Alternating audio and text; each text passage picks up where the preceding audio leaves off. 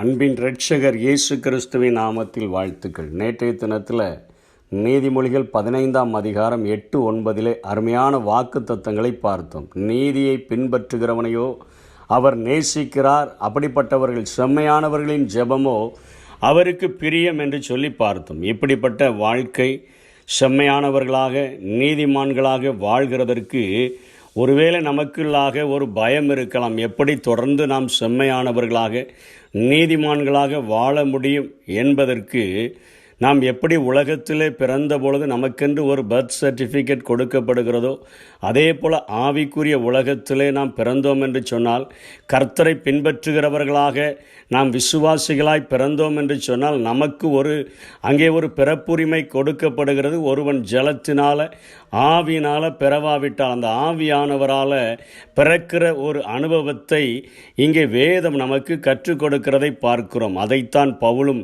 ரோமர் 8ஆம் அதிகாரம் 2ஆம் வசனத்திலே சொல்லுகிறார். கிறிஸ்துவினுடைய ஜீவனின் ஆவியின் பிரமாணம் என்னை பாவம் மரணம் என்பவைகளின் பிரமாணத்தினின்று விடுதலையாக்கிற்றே. தொடர்ச்சியாக நீதிமான்களாக செம்மையானவர்களாக அவருக்கு பிரியமானவர்களாக நாம் ஏறெடுக்கிற ஜெபங்கள் கேட்கப்படுகிறதாக நாம் மாற வேண்டும் என்று சொன்னால், நமக்குள்ளாக ஆவியானவருடைய அபிஷேகம் அல்லது இயேசு சொல்லும் பொழுது சொன்னாரே, உன்னத பலத்தினால் தரிப்பிக்கப்படுகிற வரையிலும் நீங்கள் இங்கே காத்திருங்கள் என்று சொன்னாரே, அந்த வல்லமையை பெற்றுக்கொண்டு ஆவிக்குரிய உலகத்தில் நாம் பிறக்கும் பொழுது, விசுவாசிகளாக பிறக்கும் பொழுது நமக்குள்ளாக அந்த விசுவாசத்தை வர்த்திக்க பண்ணுகிற ஆவியானவர், பரிசுத்தமாய் நடத்துகிற ஆவியானவர், பாவத்தை குறித்தும் நீதியை குறித்தும் நியாய தீர்ப்பை குறித்தும் கண்டித்து உணர்த்துகிற அந்த ஆவியானவர் இந்த மண்பாண்டங்களிலே நமக்குள்ளாக வாசம் பண்ணும்படியாக கடந்து வரும்பொழுது இந்த உலகத்தில் பரிசுத்தமாய் வாழ்வது என்பது சாத்தியம் என்று வேதம் கூறுகிறது. 1 தீமோத்தேயு 1ஆம் அதிகாரம் 7ஆம் வசனத்திலே பவுல் எழுதுகிறார், தேவன் நமக்கு பயமுள்ள ஆவியை கொடாமல் பலமும் அன்பும் தெளிந்த புத்தியும் உள்ள ஆவியையே கொடுத்திருக்கிறார்.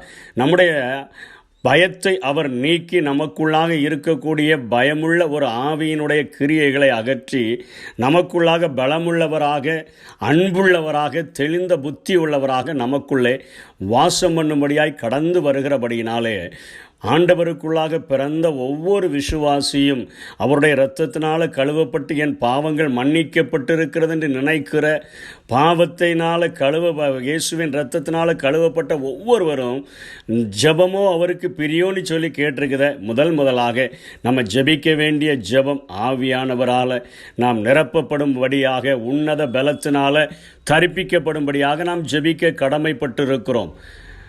ஆண்டவரை மறுதலித்த பேதுரு அந்த பெந்தேகோஸ்தே நாளிலே மேல் வீட்டறையிலே தேவனுடைய அபிஷேகத்தை பெற்ற பொழுது பலமுள்ள ஆவியினால் அன்புள்ள ஆவியினால் தெளிந்த புத்தியுள்ள ஆவியினால் நிரப்பப்பட்டவராக 11 பேரோடு கூட எழுந்து நின்று ஒரு அருமையான பிரசங்கத்தை, ஒரு கடிந்து கொள்ளுகிற பிரசங்கத்தை, மாறுபாடு உள்ள சந்ததியை விட்டு பிரிந்து என்று சொல்லுகிற பிரசங்கத்தை அவர் செய்கிறதை நாம் பார்க்கிறோம். அத்தனையாய் ஆவியானவரால் அவர் பலப்படுத்தப்பட்டவராக அவருடைய முடிவை குறித்து சரித்திரம் சொல்லுகிறது.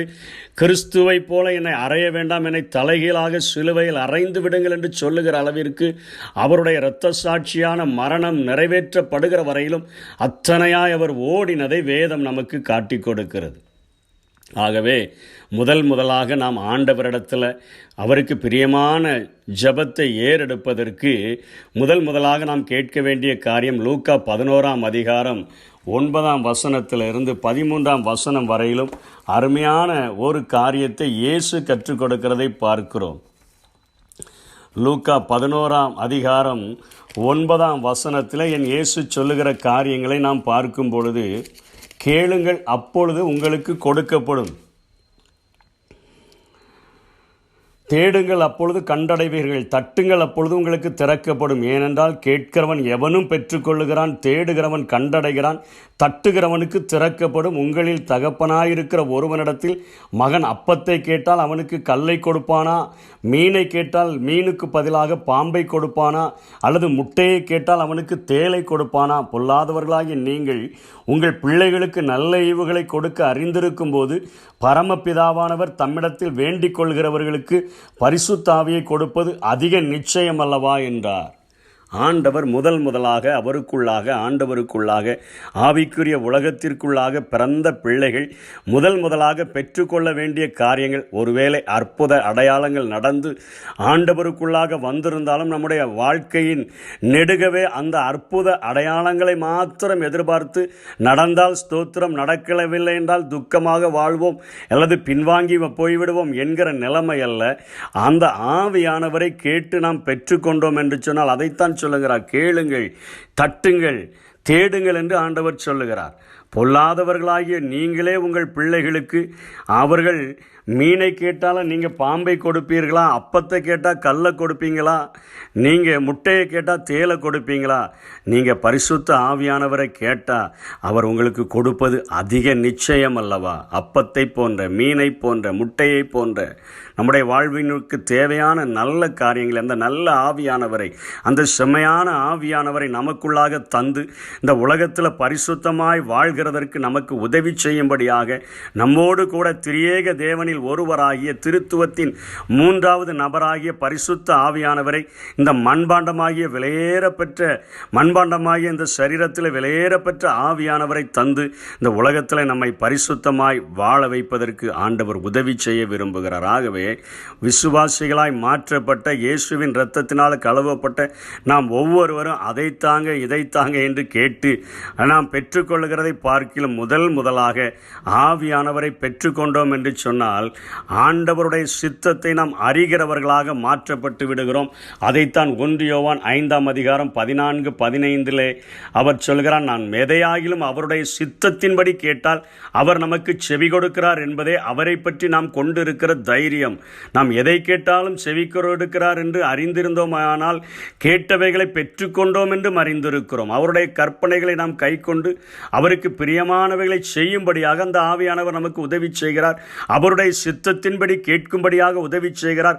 அப்படிப்பட்ட செம்மையானவர்களுடைய ஜெபம் ஆண்டவருக்கு பிரியமாக மாற்றப்படுகிறது. ஆகவே எல்லா விசுவாசியும் ஆண்டவருக்குள்ளாக பிறந்தேன் என்று சொல்லுகிற ஒவ்வொருவரும் நாம் கேட்டு பெற்றுக்கொள்ள வேண்டிய ஒரு காரியம். இத்தனை உறுதியாய் சொல்லுகிறார், ஒரு பொல்லாதவர்களாகி நீங்களே இப்படிப்பட்ட நல்ல ஈவுகளை கொடுக்க அறிந்திருக்கும் பொழுது பரிசுத்த ஆவியானவரை உங்கள் பரலோக தகப்பன் உங்களுக்கு கொடுத்து இந்த உலகத்தில் பரிசுத்தமாய் உங்களை வாழ வைப்பதற்கு அவர் உதவி செய்வார். உலகத்தின் முடிவு பரியந்தமும் சகல நாட்களிலும் அவர் இருந்து நம்மை நடத்தக்கூடியவர். அவரை பெற்றுக்கொள்வோம், பரிசுத்தமாய் வாழ்வோம், நித்திய ஜீவனை சுதந்தரிப்பதற்கு பிரயாசப்படுவோம். கர்த்தர் தாமே நம்மை ஆசீர்வதிப்பாராக. ஆமென். உமக்கு பிரியமானதை செய்ய எனக்கு கற்றுத்தாரும் தெய்வமே. உமக்கு பிரியமானதை செய்ய எனக்கு கற்றுத்தாரும் தெய்வமே.